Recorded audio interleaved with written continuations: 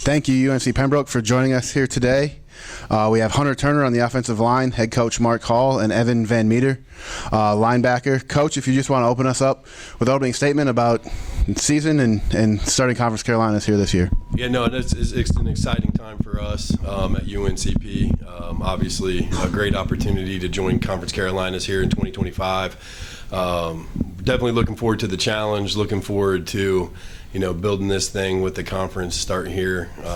We're looking forward to an exciting year. Coach, I'll just jump right into it for you. What are you most looking forward to building this year within the Conference Carolinas? Yeah, I'm looking forward to just seeing our guys compete. This will be my third year at UNCP. Big year for us as we came in and we're building this thing as a staff and with these guys as players, and I think we're trending in the right direction, and I'm just looking forward to getting them out there and, like I said, watching them compete each week. Absolutely. Year one for you, you had an instant impact with turning the record around to go 7-3. How would you describe the impact that you and your staff have had, whether it's on the field or off the field, and how you've seen these players grow? I think, we were talking about this last night when we were doing the leadership stuff. Anytime you come in and you're taking over a program that maybe is down, there's some hard times, at the beginning, and you really got to lean on your staff. And I have an unbelievable staff. We've been together for 6 years.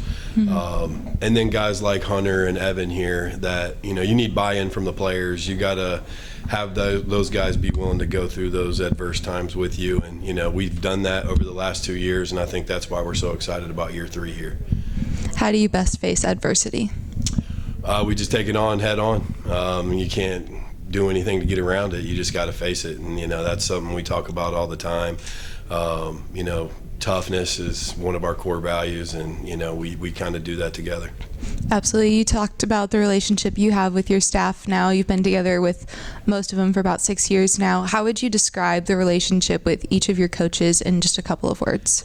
I think we've become a family over the years more than anything else. I'm very fortunate. We have 7 former players of mine that are coaches now on staff, and 5 guys that were hired basically at the very beginning of my tenure as a head coach 5 or 6 years ago. And it started as being co-workers and just staff members, and 6 years later, I think we're a family. Makes it easy to come to work every day when you're on the same page with your guys and guys that you've been through the ups and downs with year in, year out. 7 former players can really bring a unique perspective to the coaching side of the game. How have you seen them been able to pour into those athletes, just utilizing that perspective that they have from playing? Yeah, no, that's why it's important for me to hire guys that have been in our program as players, because they know what our program's about. They know what the expectations are.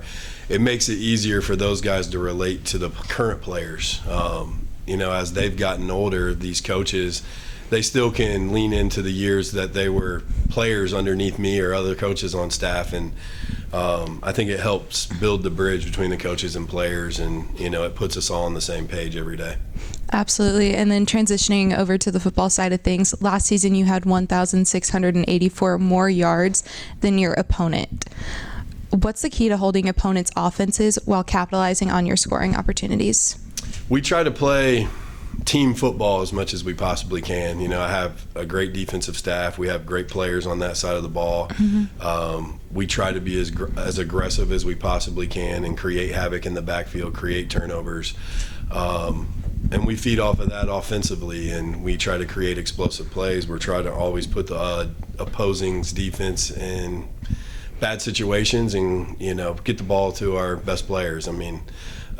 We've been fortunate to be able to do that the last few years. Absolutely. You were able to turn defense around from number 94 nationally in 2022 to number 36 just a year later. How does success on the defense translate to success on your offense? It's everything. I'm an offensive guy, but these guys know when we talk about our winning formula, it doesn't really talk that much about offense. I believe defense wins games, wins championships. We put an emphasis on that. Like I said, I have a great staff. Colin Neely, who's my associate head coach, defensive coordinator, he's done a phenomenal job. He gets the most out of our players. We've recruited great players. You don't do those things on the field unless you got good players, and that's the thing I think we've accomplished the most as a staff, is being able to get good players in our schemes. Yeah, and then last question for you, Coach. What does that formula look like for you to recruit good players? No, I think, again, it kind of goes back to just the staff being genuine, building the relationships throughout recruiting, making those kids understand what their role will be when they get to UNC Pembroke and how they fit. They're not just a player. Sometimes college football becomes business-like, but these guys are going to be with us hopefully for 4 or 5 years, and it's got to be more than on the field. And I think once they realize that, they're going to give us everything they have on the field. Absolutely. Thank you, Coach. And then, Hunter, just transitioning it to you, what's the identity of this offensive line group heading into the season? I think that we're a lot younger this year than what we've been in the past. I feel like we've come together now, and we're really athletic and physical. I feel like we're ready to draw people off the ball. Yeah, if the offensive line is younger, you have a couple of years under your belt with Coach Hall. How are you mentoring those younger players to kind of understand the scheme and just be ready to go into this season? I've kind of stepped into a new role, kind of helping to lead the offensive line now.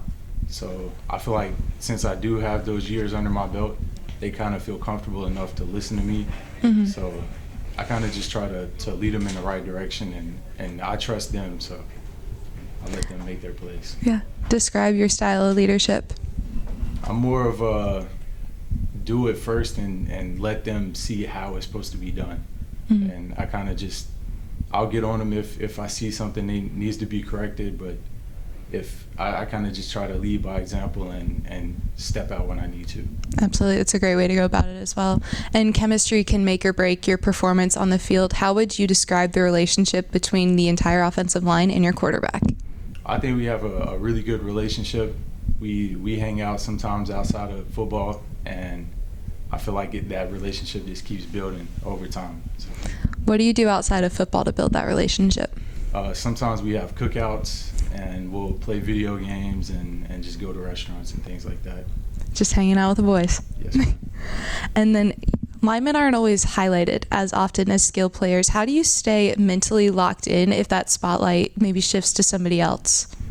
I feel like when the other players get spotlight, we get spotlight as well.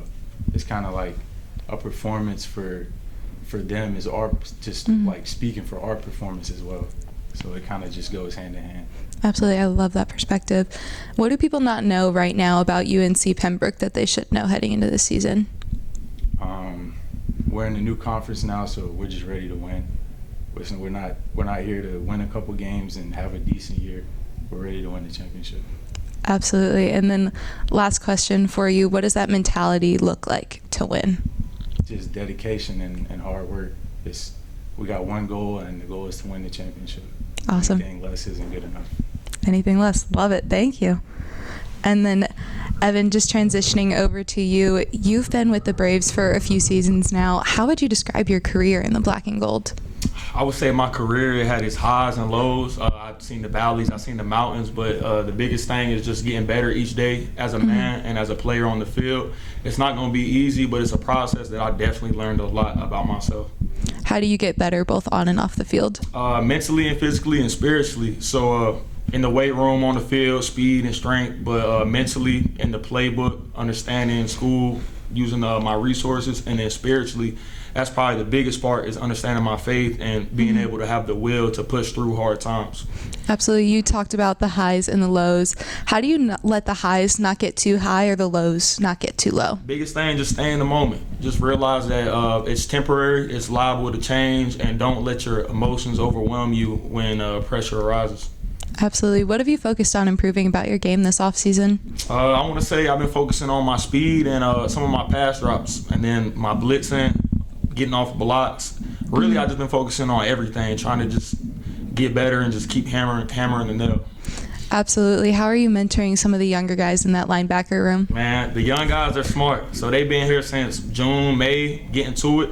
And I like to see that they have fire to them. And I just kind of focus with them in the playbook and just certain things about technique. As a linebacker, we have like an acronym FAST, formation, alignment, assignment, stance. And so I kind of take them through that when they're on the field and diagnosing the play. Absolutely. Describe the fire in that linebacker room. They're young. They got a lot of juice, competitive. The young guys come up to me all the time talking about, hey, man, I'm coming for your spot. And I tell them, like, come on, let's do it. Let's do it. And then just a fun question for you. You said before that you look up to former Ravens linebacker Ray Lewis. What about his game stands out to you? His effort. Ray Lewis, he was never really the biggest, fastest, strongest type of dude, but his effort really took him to where he wanted to be. He always bragged on himself, talking about he never let his teammates beat him to the ball. So if I can kind of copy some of his image and put my own flavor on it, sky's the limit. What does your flavor look like? Aggressive. Perfect. Thank y'all. Hey, Coach. You mentioned your staff has been with you for the past 6 years or so. How do you keep a staff together that long? And then again, what are some of the advantages of having that cohesion year after year? Well, I don't know if I actually have the answer of how I've been able to keep all these guys together. I think we've just formed great relationships. I think they enjoy working in our program and enjoy working with each other, and I think they're all bought in on, our vision and our expectation. We're a highly competitive group, and we're always trying to find ways to challenge ourselves as a staff. And I've been fortunate, like I said, to have those guys around, and having them as long as I have had. I was talking to some of the other head coaches here in Conference Carolinas, and I'm truly blessed because I think we have a unique situation. I don't think that's necessarily the norm in college football anymore, where a group of guys, 7, 8, 9, 10 guys stay together for 6 years. So it just gives me, like I said, every day we show up to work, it just gives us, I think, an advantage because we're on the same page. We know what the expectation is. We're all heading towards the same goal, and it makes my job a lot easier. Right. And then last couple years around October, it's like you guys flip a switch on offense and just, suddenly nobody can stop you. Do things just click after a couple games? Or maybe talk about that a little bit, about how you just got into a high gear the past 2 years? I wish that wasn't the case, actually. But, I think it's just, especially here at UNCP, coming in, we had, year one, you're taking over a new program. You have a lot of new faces, whether they were guys that were currently at Pembroke or, guys that we brought in. Our offense isn't a cookie cutter offense where you can just show up, learn it in 2 weeks and feel comfortable in it. So it takes time.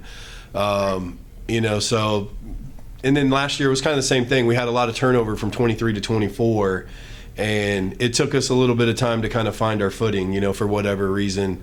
And then once we kind of figured it out and the guys understood how the offense could help them make plays, we kind of put it all together. And like you said, we were pretty unstoppable the last 2 seasons in the second half. But one of my main goals, not only as the head coach, but as the guy that runs the offense, is to not wait till week 5 to all of a sudden start scoring.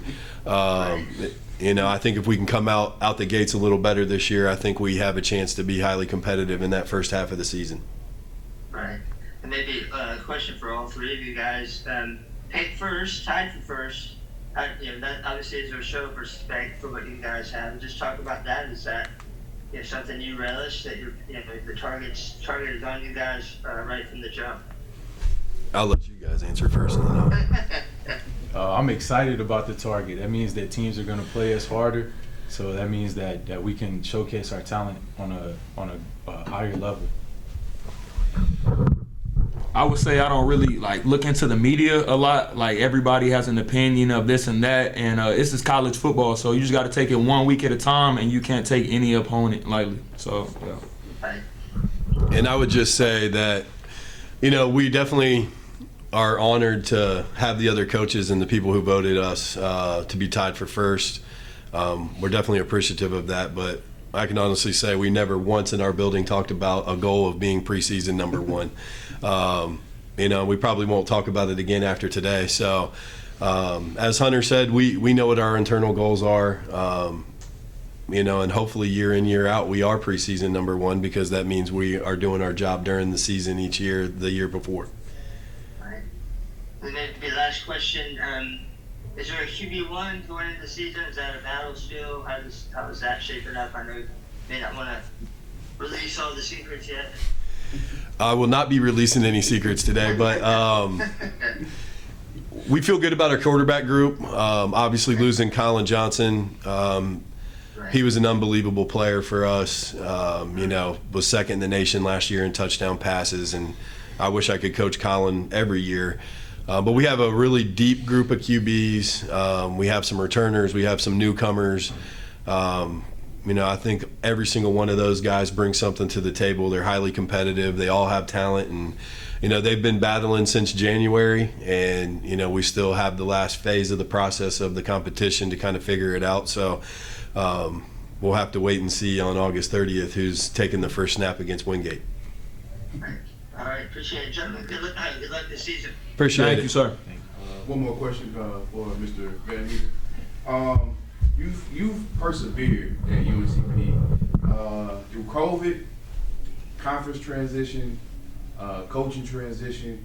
What's been most rewarding about staying committed and being loyal to UNCP and to the program?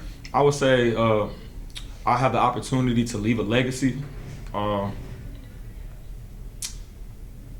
you say it one more time? My fault. Just what's most rewarding about staying committed to UNCP? Being able just to see the guys I've been around just grow as people and continue to develop as men, and myself too. Looking back freshman year 2019, and then looking today 25 years old, man, I've seen a lot. So just a lot of the experience I gained and a lot of life experiences and people I've seen, connections I made, it's just all very valuable to me.